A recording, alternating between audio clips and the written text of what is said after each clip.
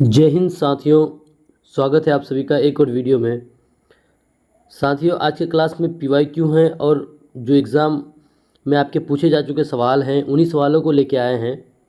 अब आप लोग कमेंट बॉक्स में फटाफट बता दीजिए कि किन किन साथियों का आगे एग्ज़ाम डेट है और कौन कौन से डेट में एग्ज़ाम है। आप लोग कमेंट बॉक्स में फटाफट बता दीजिए। चलिए साथियों, बहुत सारे सवाल लेके आए हैं, बहुत सारे प्रश्न हैं, इसलिए फटाफट शुरू करेंगे। पहला सवाल देखिए आपका। ये सारे सवाल आपके एग्ज़ाम में पूछे जा चुके हैं साथियों। आपके एग्ज़ाम में आज से पहले जो एग्ज़ाम हुए उसमें पूछे जा चुके हैं साथियों। क्या है कि यदि समीकरण x square is equal to 4 का हल होगा। आपको बताना है कि जो समीकरण दिया हुआ है एक्स स्क्वायर इक्वल टू 4, इसका हल क्या हो जाएगा। ऑप्शन में आपको दिया हुआ ए, बी, सी, ऑप्शन डी में आपको दिख रहा है इनमें से कोई नहीं। साथियों फटाफट इसका हल निकालिए। तो देखिए इसको हल निकालिएगा ना, बहुत सिंपल हो जाएगा साथियों, ये बहुत आसान है। कैसे? तो देखिए x square is equal to 4, ये एक्स साथियों स्क्वायर जब उस पार जाएगा तो ये रूट के अंदर आ जाएगा। जब ये आपका रूट से बाहर आएगा साथियों तो x is equal two plus minus 2 हो जाएगा। यानी साथियों क्या हो जाएगा आपका आपका आंसर क्या हो जाएगा, समीकरण एक्स स्क्वायर इक्वल टू 4 का हल क्या निकल के आ जाएगा, ये आपका प्लस माइनस 2 यानी 2 और माइनस 2 हो जाएगा। तो देखिए ऑप्शन कहाँ पे आपको, तो ऑप्शन ए में आपको दिख रहा है साथियों। कहाँ पे? ऑप्शन ए में आपको दिख रहा है 2 और माइनस 2। चलिए बढ़ेंगे इस सवाल के बाद आगे की ओर। ये रहा दूसरा सवाल। साथियों इसी तरह से आप लोग भी जवाब देते चले। देखिए ये सारे सवाल ना आपके एग्ज़ाम में पूछे जा चुके हैं, इसको देख करके आपको ये नहीं सोचना है कि इतना आसान आसान सवाल है। ये सारे सवाल आपके एग्ज़ाम में पूछे जा चुके हैं। सवाल है कि सबसे छोटी अभाज्य और सबसे छोटी भाज्य संख्या का गुणनफल है। आपको बताना है कि सबसे छोटी अभाज्य संख्या साथियों आपको पता होगा और सबसे छोटी भाज्य संख्या ये भी आपको पता होगा।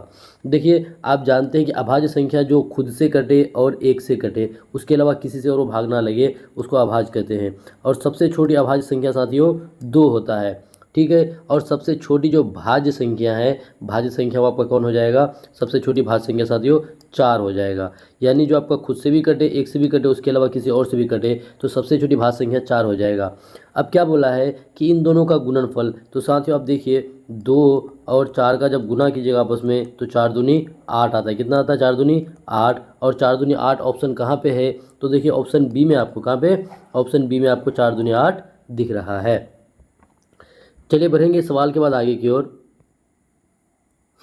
अगला सवाल क्या है कि एक बहुपद जिसके मूलों का योग कितना दिया हुआ है, 0 दिया हुआ है, तथा एक मूल 3 हो तो वो बहुपद होगा। साथियों आपको बताना है कि एक बहुपद है जिसके मूलों का योग, यानी उसका जो दोनों मूल होगा उसके मूलों का योग क्या है साथियों, 0 दिया हुआ है, और एक मूल कितना दिया हुआ है, +3 है, तो वो बहुपद होगा। ठीक है साथियों। देखिए आपको एक बात बताते हैं, क्या आपको बताते हैं कि जब भी आपको ना द्विघात बहुपद निकालने बोले, कौन से साथियों, द्विघात बहुपद, जैसे आपको मूल दिया रहे और आपको बोले कि द्विघात बहुपद क्या होगा, तो द्विघात बहुपद निकालने के लिए क्या होता है साथियों, एक फॉर्मूला था, ध्यान रखिएगा। एक्स स्क्वायर माइनस क्या होता है, एक्स स्क्वायर माइनस अल्फ़ा, क्या साथियों, alpha plus beta into x और प्लस अल्फ़ा इंटू बीटा। साथियों ये अल्फ़ा प्लस बीटा जो है ये शून्यकों का योग है, और अल्फ़ा इंटू बीटा जो है ये शून्यकों का क्या है साथियों, ये गुणनफल है। ये गुणनफल है और वो योग है। जो आपका गुणनफल और योग दिया रहेगा उसको इस जगह में रख दीजिएगा, यहाँ से आपको द्विघात समीकरण आपका निकल करके आ जाएगा। फिलहाल आप यहाँ पे एक बात देखिए, क्या है कि एक बहुपद है जिसके मूलों का योग कितना दिया हुआ है, 0 दिया हुआ है, एक मूल +3 दिया हुआ है। कितना साथियों, एक मूल +3 दिया हुआ है। तो अब आप बताइए दूसरा मूल कितना होगा। ऑब्वियसली जब मूलों का योग साथियों 0 है तो दूसरा मूल उसका कितना आ जाएगा, ये अगर +3 है तो दूसरा मूल -3 हो जाएगा। क्या हो जाएगा साथियों, दूसरा मूल उसका -3 हो जाएगा। अब यहाँ से आप इजीली निकाल सकते हैं, क्या साथियों, यहाँ से ना आप इजीली निकाल सकते हैं क्या हो जाएगा कि वो बहुपद क्या हो जाएगा। तो देखिए यहाँ से आप इजीली वो बहुपद को निकाल सकते हैं।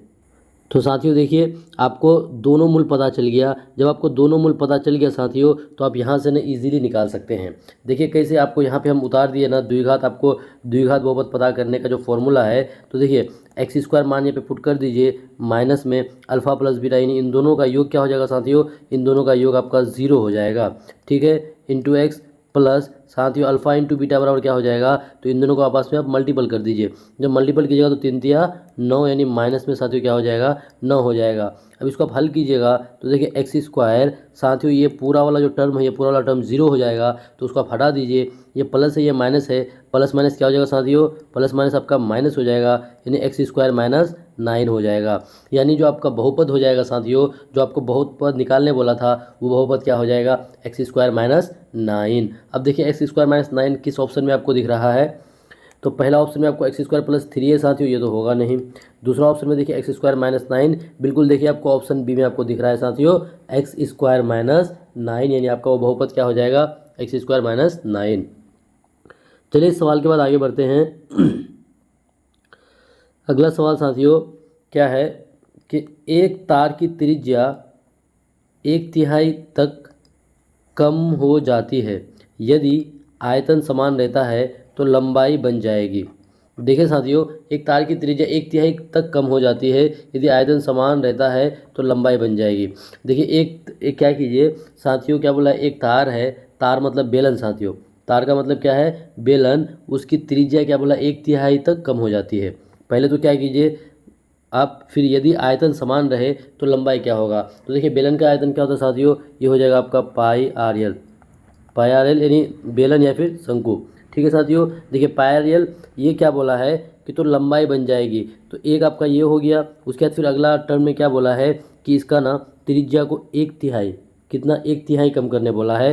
तो क्या कीजिए साथियों अगले वाले इसमें पाई आर स्क्वायर एल यहाँ पे भी मान लीजिए। ठीक है, पहले वाले का जो मान है उसको एज इट इज़ रहने दीजिए। दूसरे में क्या करने बोला है कि उसकी त्रिज्या को ना 1/3 कम, तो इसको 1/3 अगर आप कीजिएगा साथियों तो क्या हो जाएगा r/3, इसका क्या हो जाएगा साथियों, इसका 3 का स्क्वायर, यहाँ पे l रहने दीजिए।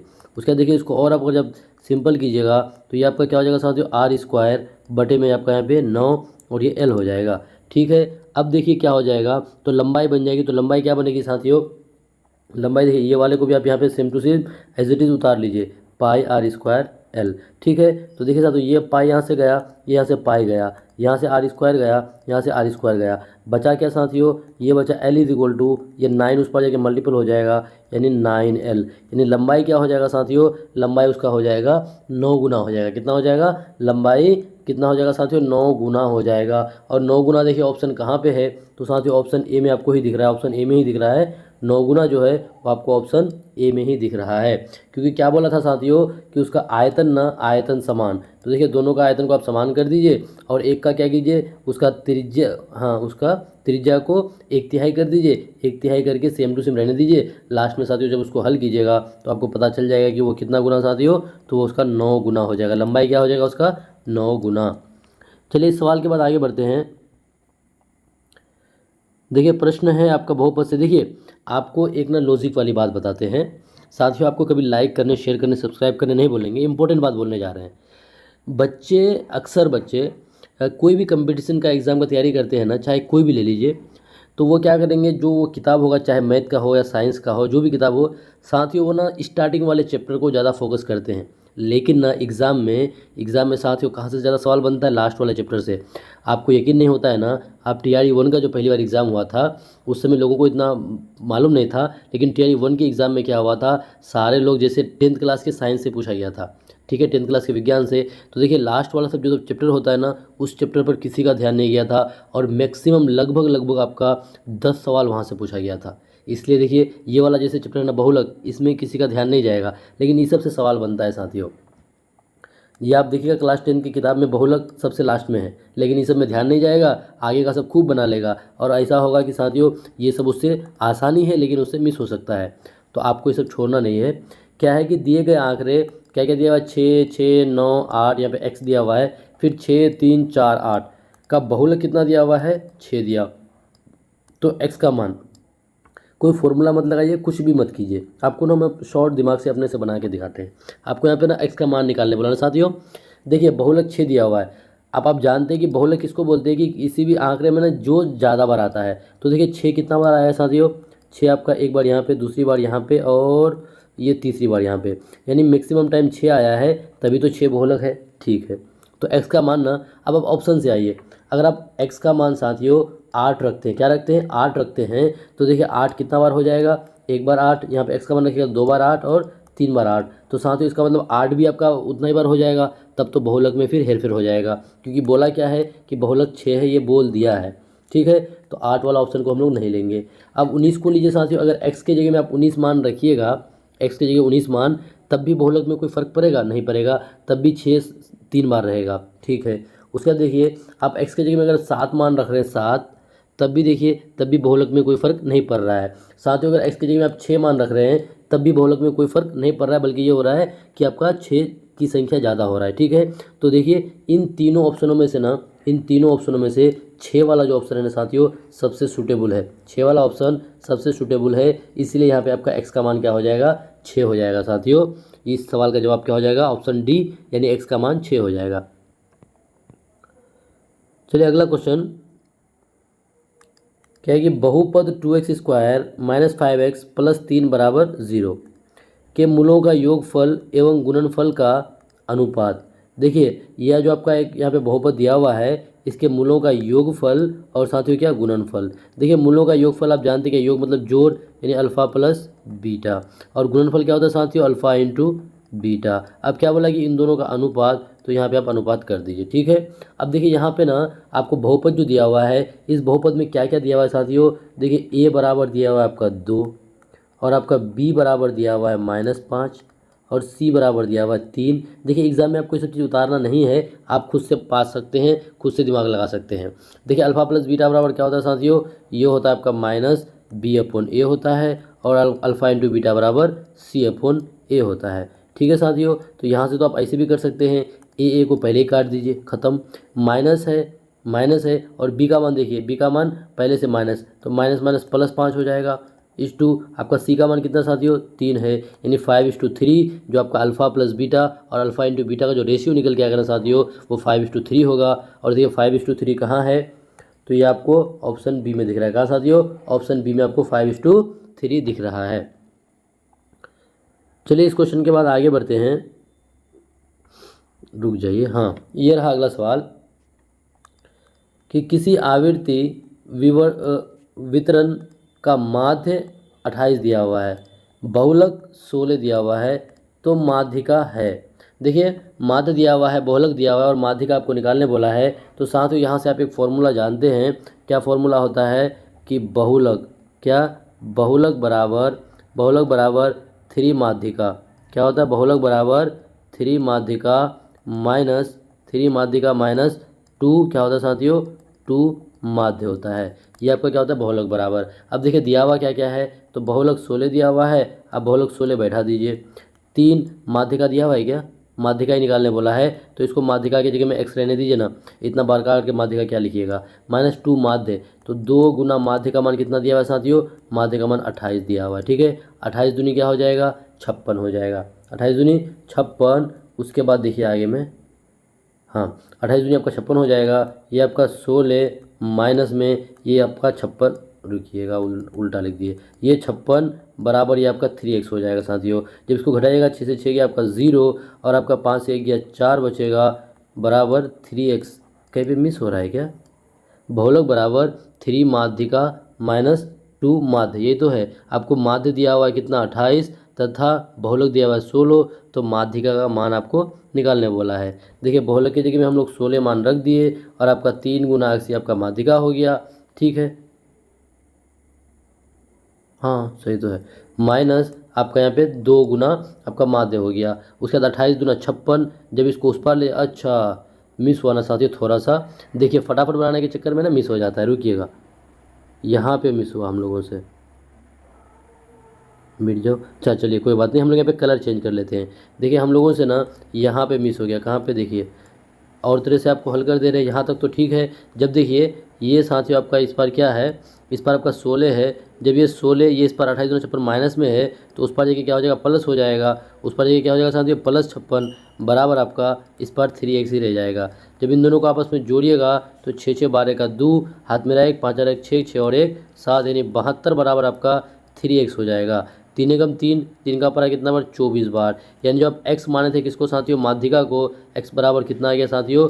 24 आ गया। यानी माध्यिका का मान कितना आ जाएगा साथियों? 24 आ जाएगा। कितना? 24 आ जाएगा और 24 आपको ऑप्शन डी में दिख रहा है। चलिए बढ़ेंगे इस सवाल के बाद आगे की ओर। अगला सवाल है, देखिए क्या है कि यदि किसी त्रिभुज के कोण 2:3:4 के अनुपात में हो तो त्रिभुज के तीनों कोणों का मान क्या होगा। देखिए आप सबको पता है कि त्रिभुज के तीनों कोणों का योग कितना होता है, 180 डिग्री होता है। उसमें से क्या क्या रेशियो में बांट दिया साथियों, एक कोण 2:3:4, यानी कोण सबको 2:3:4 के अनुपात में बांट दिया है। यहाँ से आप इसको ना कई तरीके से बना सकते हैं, बहुत सारा तरीका है साथियों। हम आपको सबसे आसान तरीका से बताएंगे। आप ऑप्शन से भी बना सकते हैं या फिर अनुपात का मान x मान करके भी बना सकते हैं। ठीक है साथियों, x मान करके x का मान निकाल लीजिएगा, उसके बाद आप वहाँ पे मान मल्टीपल करके निकाल सकते हैं।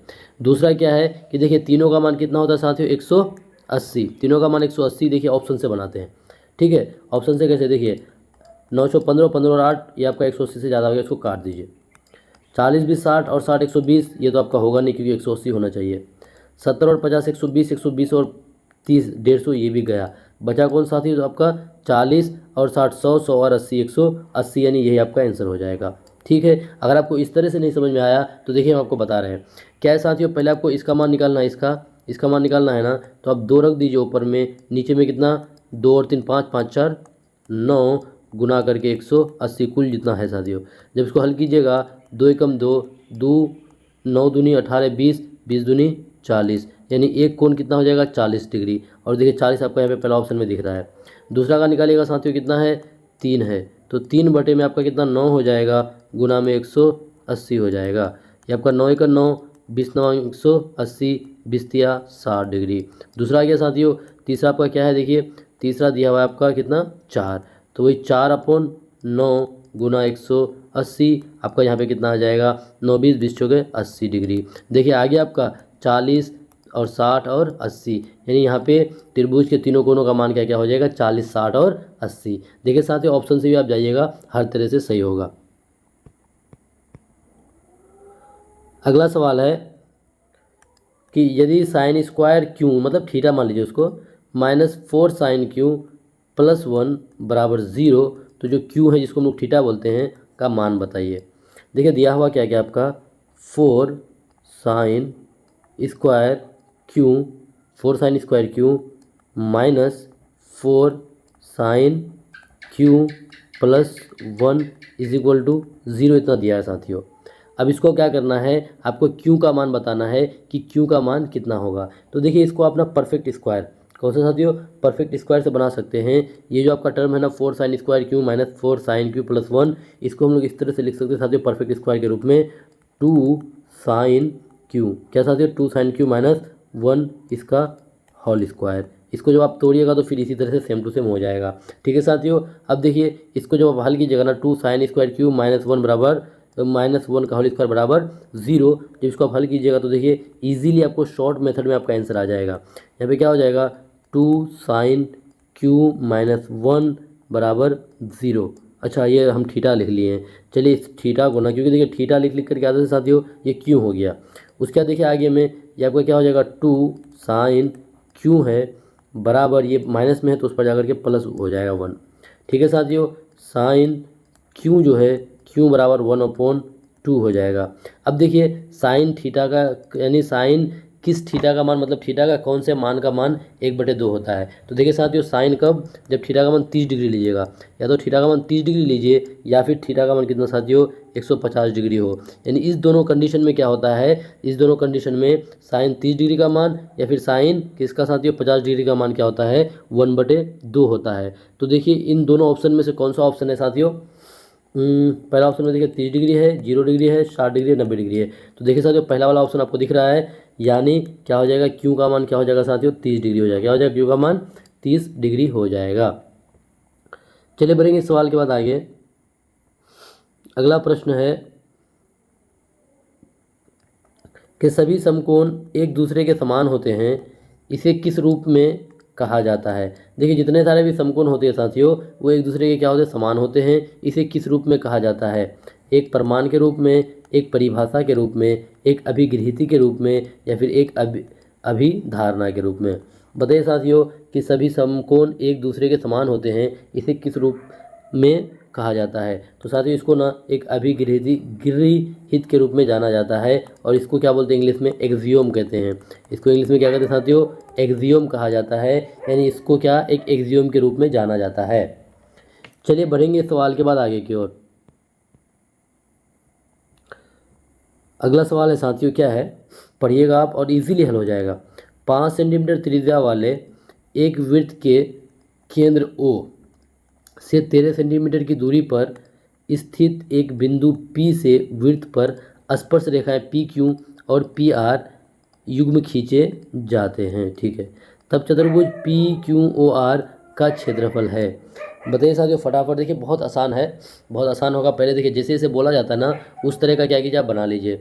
क्या बोला है कि 5 सेंटीमीटर त्रिज्या वाला ना एक वृत्त, तो हम लोग ना पहले क्या करते हैं एक ना वृत्त बना लेते हैं। लीजिए साथियों एक वृत्त बन गया और कितना सेंटीमीटर त्रिज्या, तो लीजिए यहाँ से यहाँ तक हम लोग मान लेते हैं 5 सेंटीमीटर। जैसे जैसे वो बोलेगा ना वैसे वैसे हम लोग कर देते हैं। कितना साथियों, 5 सेंटीमीटर त्रिज्या वाला एक वृत्त फाड़ दिए। अब क्या बोला है कि देखिए इसका ना इसको यहाँ जो है इसको O केंद्र माना है। O से 13 सेंटीमीटर की दूरी पर, यहाँ से 13 सेंटीमीटर की दूरी पर, कितना साथियों 13 सेंटीमीटर की दूरी पर स्थित एक बिंदु P, यहाँ पर एक बिंदु है जिसका नाम क्या है P साथियों। P से वृत्त पर स्पर्श रेखाएं क्या क्या PQ, मतलब यहाँ से ना यहाँ से वृत्त पर क्या है साथियों स्पर्श रेखाएं हैं। देखिए बनाने में थोड़ा सा आगे पीछे हो सकता है लेकिन आप समझिए क्या साथियों PQ और क्या PR, दो स्पर्श रेखा क्या साथियों, एक PQ और एक PR। ठीक है, कहाँ से, तो बिंदु P से। चलिए PQ और PR ठीक है युग्म खींचे जाते हैं। तब चतुर्भुज कौन सा, PQOR, यानी PQOR, यानी यहाँ से यहाँ तक भी मिला लीजिए आप और यहाँ से साथियों यहाँ तक भी मिला लीजिए। ये आपका क्या बन गया, ये आपका बन गया एक चतुर्भुज बन गया। PQOR एक चतुर्भुज जो बन गया, इसका आपको क्षेत्रफल निकालने बोला है। साथियों आप अगर गौर से देखिएगा तो इसका मान कितना है 5 सेंटीमीटर, तो ऑब्वियसली इसका भी मान 5 सेंटीमीटर हो जाएगा और इसका भी मान 5 सेंटीमीटर हो जाएगा। और यहाँ से यहाँ तक साथियों क्या हो जाएगा, यहाँ से यहाँ तक आपका 13 सेंटीमीटर हो जाएगा। कितना हो जाएगा, 13 सेंटीमीटर हो जाएगा। ठीक है, अब अगर आप एक चीज़ जानते हैं कि साथियों जब ना इस पर ये जो होगा ना यहाँ पे आपका ये आपका क्या होता है लंब होता है, ये इस पर क्या होता है लंब होता है। तो साथियों ध्यान रखिएगा ये आपका क्या हो गया समकोण त्रिभुज, और समकोण त्रिभुज देखिए आपको ना हम एक एक करके हल निकाल देते फटाफट। समझाने में थोड़ा वक्त लगता है लेकिन इजीली हल हो जाएगा। आप क्या कीजिए पहले एक त्रिभुज लीजिए। चलिए त्रिभुज PQO, ठीक है इस त्रिभुज में जाते हैं। इस त्रिभुज में आप देखिएगा तो ये आपका समकोण त्रिभुज है और समकोण त्रिभुज की दो भुजा आपको दिया हुआ साथियों, एक का मान कितना दिया हुआ है 13, एक का मान 5, तो दूसरे का मान हर हाल में साथियों अगले का मान 12 ही होगा। आप निकाल लीजिएगा, हम आपको निकाल के नहीं देंगे। ठीक है, अब अगर इस त्रिभुज में भी आप जाइएगा साथियों, त्रिभुज आपका POR, इसमें भी सेम कहानी है। एक का मान कितना दिया 13 दिया हुआ है, एक का मान 5 है साथियों, तो अगले का मान हर हाल में क्या होगा 12 होगा। अब पाइथागोरस प्रमेय लगा लीजिएगा, हर हाल में 12 ही होगा। ठीक है साथियों, अब देखिए जब डाटा पता चल गया तो आप किसी भी एक त्रिभुज का क्या कीजिए क्षेत्रफल निकाल लीजिए। जब त्रिभुज का क्षेत्रफल निकालिएगा क्या हो जाएगा साथियों 1/2, क्या हो जाएगा 1/2 5 × 12, यानी 1/2 बेस इंटू हाइट। तो इसको जब काटेगा 2 × 2 2 6 12, यानी 5 6 30। एक त्रिभुज का कितना क्षेत्रफल आ गया 30 आ गया, तो इसका भी साथियों जब निकालिएगा तो इसका भी कितना आ जाएगा 30 आ जाएगा। जब 30 और 30 को आपस में जोड़िएगा साथियों तो कितना आ जाएगा 60 सेंटीमीटर स्क्वायर, यानी इस पूरे का ये जो आपका PQOR ये जो आपका चतुर्भुज था इस पूरे का क्षेत्रफल कितना आ जाएगा 60 सेंटीमीटर स्क्वायर। और देखिए 60 आपको ऑप्शन बी में दिख रहा है। कहाँ साथियों, ऑप्शन बी में आपको 60 सेंटीमीटर स्क्वायर दिख रहा है। चलिए बढ़ेंगे इस सवाल के बाद आगे की ओर। अगला सवाल है साथियों, देखिए देखने में बहुत बड़ा लग रहा है। क्या कि कोई व्यक्ति 10 रुपये प्रति शेयर की दर से कुछ शेयर खरीदता है, ठीक है, जिससे वर्ष के अंत में 8% लाभांश मिलता है। यदि कुल लाभांश 300 रुपये हो तो उसने कुल कितने शेयर खरीदे। ठीक है साथियों, देखिए वो क्या बोला है कि 10 रुपये प्रति शेयर, कितना 10 रुपये प्रति शेयर की दर से कुछ शेयर खरीदता है और वर्ष के अंत में उसको 8% लाभ होता है। यानी एक शेयर में वो 10 रुपया खरीदता है और एक शेयर में उसको कितना लाभ होता है साथियों 8% लाभ होता है वर्ष के अंत में। ठीक है, वर्ष के अंत में उसको कितना लाभ होता है 8%। तो आप 10 रुपया का 8% अगर निकालिएगा ना साथियों, तो 10 रुपया अगर आप 8% निकाल रहे हैं तो 0.8 आएगा। कितना आएगा आपको 0.8 आ जाएगा। निकाल लीजिए 10 रुपये का 8% अगर आप निकालिए कितना आ जाएगा साथियों 0.8।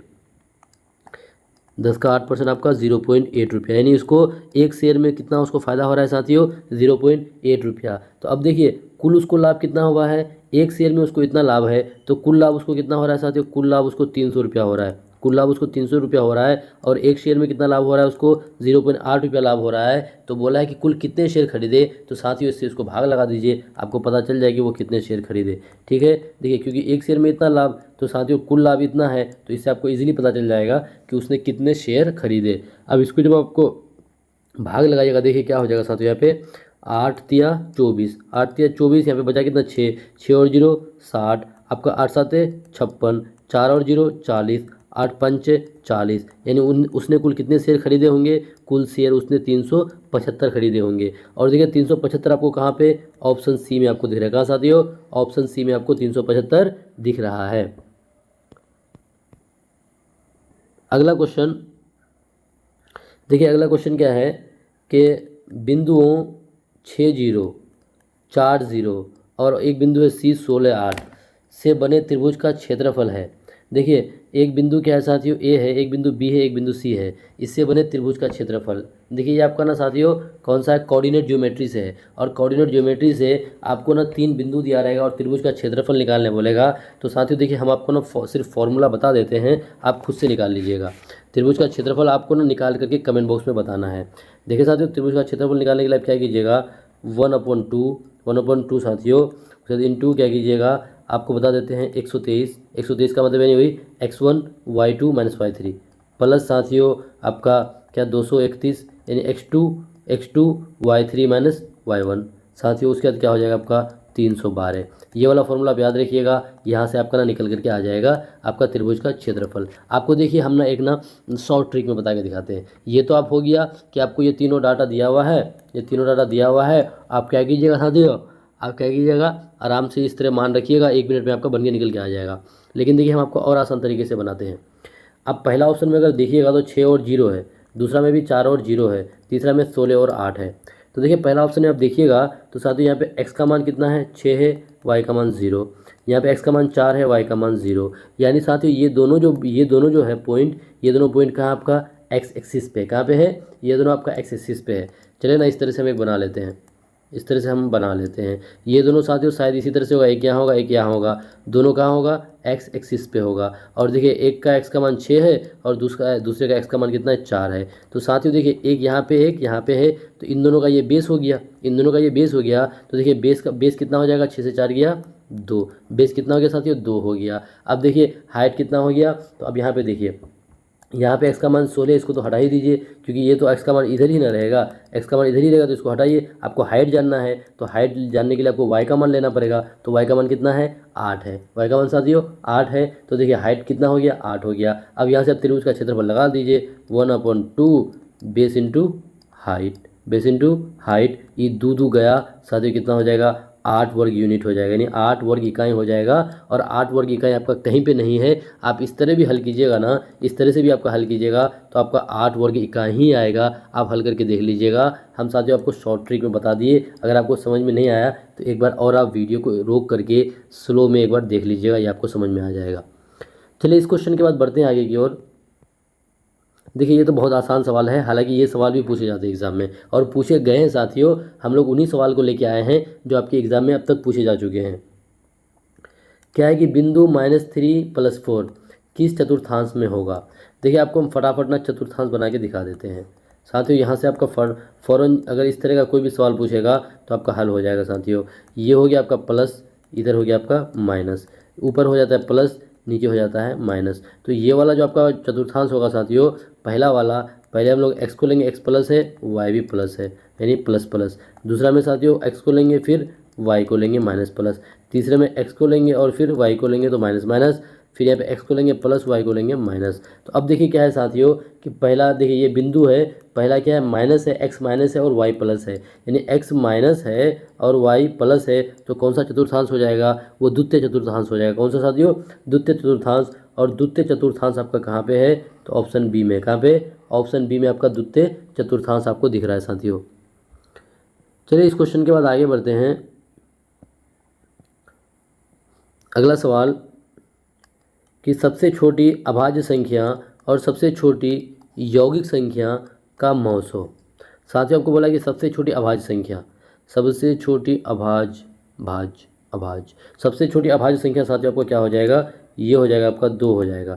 सबसे छोटी अभाज्य संख्या 2 और सबसे छोटी यौगिक संख्या साथियों आपको कौन हो जाएगा, 4 हो जाएगा। क्या हो जाएगा, 4 हो जाएगा। तो आप इन दोनों का मौसो निकाल लीजिए। मौसो का मतलब साथियों क्या होता है, HCF होता है। जब आप 2 और 4 का HCF निकालिएगा ना तो साथियों इसका HCF 2 आएगा। कितना आएगा, 2 आएगा। और 2 ऑप्शन कहाँ है, ऑप्शन 2 साथियों देखिए ऑप्शन सी में आपको दिख रहा है 2, कहाँ पे, ऑप्शन सी में आपको 2 ऑप्शन दिख रहा है। यानी 2 और 4 का आप अगर HCF निकालिएगा, मौसो का मतलब HCF, तो साथियों 2 ही आएगा। अगर LCM निकालने बोलता तब LCM कितना हो जाता, 4 हो जाता।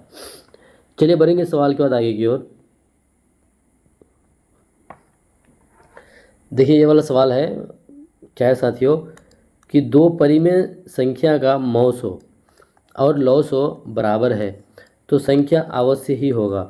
2 परिमेय संख्या साथियों, 2 परिमेय संख्या, इसका मौसो यानी HCF और इसका LCM बराबर है। 2 संख्या है, उसका HCF और साथियों उसका LCM आपस में क्या है, बराबर है। तो वो संख्या क्या होगा, तो साथियों वो संख्या क्या समान होगा, या यौगिक होगा, या सहभाज्य होगा, या भाज्य होगा। तो देखिए जब भी ना साथियों 2 संख्या का मौसो और लौसो क्या होगा, दोनों समान होगा, तो साथियों वो संख्या क्या होगा, समान होगा। वो संख्या क्या होगा आपका, समान होगा। चलिए इस क्वेश्चन के बाद आगे बढ़ते हैं। अगला सवाल है साथियों क्या कि यदि घन की मात्रा 1728 सेंटीमीटर है तो इसके किनारे की लंबाई बराबर है। मतलब इसके किनारे की लंबाई कितनी होगी, 19 सेंटीमीटर, 18 सेंटीमीटर, 12 सेंटीमीटर, 7 सेंटीमीटर। साथियों घन की मात्रा यानी क्या आपको दिया हुआ है, घन का आयतन दिया हुआ है। क्या दिया हुआ है साथियों, आपको घन का आयतन दिया हुआ है। देखिए ना आप इजीली हल कर लीजिएगा, आपको इतना हल करने की ज़रूरत नहीं है, आप ऑप्शन से आंसर निकाल लीजिएगा। घन का आयतन बराबर क्या, घन का आयतन कितना दिया हुआ है साथियों, 1728 सेंटीमीटर दिया हुआ है। ठीक है, घन का आयतन बराबर क्या होता है, भुजा क्यूब। क्या होता है साथियों, भुजा क्यूब होता है। देखिए ना घन का आयतन बराबर भुजा क्यूब, और भुजा क्यूब बराबर 1728 सेंटीमीटर। जब क्यूब को उस पार लेके जाइएगा साथियों, किसको, क्यूब को जब उस पार लेके जाइएगा तो कुछ इस प्रकार से हो जाएगा, क्यूब रूट 1728 सेंटीमीटर। अब आप देखिए यहाँ से आपको ये जो 1728 है ना, इसको 3 टर्म में तोड़ना है। तो 3 टर्म में तोड़ने के लिए साथियों आप ना तोड़ी इतना वो सब निकालने मत जाइए, इसका क्यूब रूट निकालने मत जाइए, आप ऑप्शन में आइए।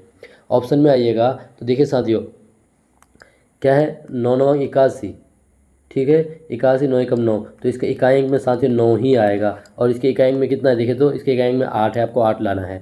8 यानी 64, 4 8 है, फिर 8 यानी 64 हो गया, फिर 4 8 है 32, इसके इकाई अंक में 2 आता है तो ई भी गया। देखिए 2 दूनी 4, 4 दूनी 8, इसके इकाई अंक में 8 आता है साथियों। 7 7 49, 9 7 63, इसके इकाई अंक में 3 आता है तो ई भी गया। यानी साथियों अगर 1728 का अगर आप निकालेगा ना क्यूब रूट तो कितना आ जाएगा, 12 सेंटीमीटर आ जाएगा। कितना आ जाएगा, 12 सेंटीमीटर। क्योंकि देखिए इसको जब मल्टीपल कीजिएगा इकाई अंक से तो साथियों ये आपका क्या हो जाएगा, 12 सेंटीमीटर हो जाएगा, और यही सवाल का जवाब हो जाएगा। आप क्या करते, इसका ना इसको तोड़ने जाते, इसको अलग अलग करने जाते, इतना दिमाग नहीं लगाइएगा। कभी कभी ना ऑप्शन से भी साथियों आंसर निकालने का कोशिश कीजिएगा, ठीक है। चलिए बढ़ेंगे सवाल के बाद आगे की ओर। सवाल है कि एक समचतुर्भुज का क्षेत्रफल 240 सेंटीमीटर स्क्वायर है और एक विकर्ण 16 सेंटीमीटर है तो दूसरा विकर्ण क्या होगा। देखिए साथियों समचतुर्भुज का क्षेत्रफल, किसका, समचतुर्भुज का क्षेत्रफल साथियों क्या होता है, का क्षेत्रफल बराबर होता है 1/2, रुकिएगा, समचतुर्भुज का क्षेत्रफल क्या होता है साथियों, 1/2 इंटू D1 इंटू D2 होता है। क्या होता है, 1/2 इंटू D1 इंटू D2 यही होता है। D1 मतलब वही D साथियों विकर्ण हो जाता है, D1 इंटू D2। तो देखिए क्षेत्रफल कितना दिया हुआ है, 240 सेंटीमीटर स्क्वायर बराबर 1/2 गुना D1 का मान कितना दिया हुआ है, 16 दिया हुआ है, 16। D2 का मान नहीं दिया, इसको रहने दीजिए, ठीक है। 2 का 2, 2 8 16, 8 का पारा पढ़ लीजिए, 8 तिया 24 यानी 30 सेंटीमीटर। तो साथियों देखिए D2 का मान कितना आ जाएगा, जो दूसरा विकर्ण है ना वो 30 सेंटीमीटर आ जाएगा। कितना, दूसरा विकर्ण 30 सेंटीमीटर आ जाएगा। और 30 सेंटीमीटर ऑप्शन देखिए आपको ऑप्शन ए में दिख रहा है, कहाँ पे, ऑप्शन ए में आपको 30 सेंटीमीटर दिख रहा है। चलिए इस क्वेश्चन के बाद आगे बढ़ते हैं। अगला सवाल है कि यदि दिए गए आंकड़ों में से 35 हटा दिया जाए तो 30, 34, 35, 36, 37, 38, 39, 40 की माध्यिका कितनी बढ़ जाएगी। देखिए माध्यिका कितनी बढ़ जाएगी, तो पहले तो एक बार माध्यिका निकाल लीजिए। तो देखिए माध्यिका निकालने का क्या है साथियों कि बीच वाला, तो इधर से 2 गया, इधर से 2 गया। पहले तो उसको इंक्रीजिंग ऑर्डर में सजा दीजिए, तो ये आपका पहले से ही इंक्रीजिंग ऑर्डर में बढ़ते क्रम में सजा हुआ है। टोटल टर्म 8 है साथियों, तो 3 एक तरफ से 3 एक तरफ से हटा दीजिए, बचा कौन बीच में 36 प्लस 37, 36 प्लस 37 साथियों। 36 और 37 को आप उसमें जोड़िएगा और 2 से भाग लगा दीजिएगा, तो 36 दूनी 72 और 1 73, 73/2 और 73/2 का कितना आ जाएगा साथियों, इसका आ जाएगा 36.36 36.5 आ जाएगा। कितना 36.5 इसका क्या आ जाएगा माध्यिका आएगा। अब क्या बोला है कि यहाँ से ना 35 को हटा दीजिए, किसको 35 को हटा दीजिए। अब कितना बचा साथियों, अब बचा आपका 60 टर्म, तो 7 बचा, तो 3 एक तरफ से 3 एक तरफ से हटा दीजिए। तो रुकिए 3 एक तरफ से और 3 एक तरफ से हम हटा दे रहे हैं। दीजिए 7 में से इधर से 3 गया और इधर से आपका 3 गया साथियों, तो बचा कितना आपका 37। कितना बचा 37। जब 35 को आप हटा दिए साथियों तो कितना बचा आपका 37 बचा। कितना 37। अब क्या बोला है कि माध्यिका कितनी बढ़ जाएगी। देखिए पहले था 36.5, अब हो गया 37 हो गया, तो कितना बढ़ा साथियों, तो ये बढ़ा आपका 0.5 बढ़ा। और 0.5 ऑप्शन कहाँ पे है, तो साथियों ये आपका देखिए ऑप्शन डी में। कहाँ पे, ऑप्शन डी में आपको 0.5 दिख रहा है। चलिए इस क्वेश्चन के बाद आगे बढ़ते हैं।